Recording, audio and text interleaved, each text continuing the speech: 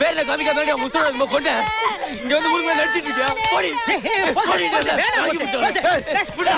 மாப்பிள அவளை அடிச்சு கொள்ளுங்க மாப்பிள.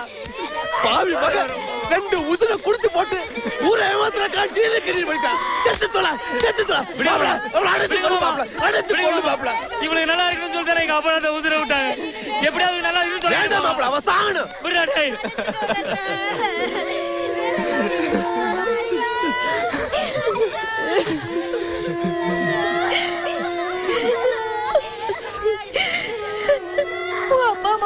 அப்பா அம்மா பார்க்கணும்னு கேட்ட போலாம் நேர்ல பார்க்கலன்னு சொன்னியே.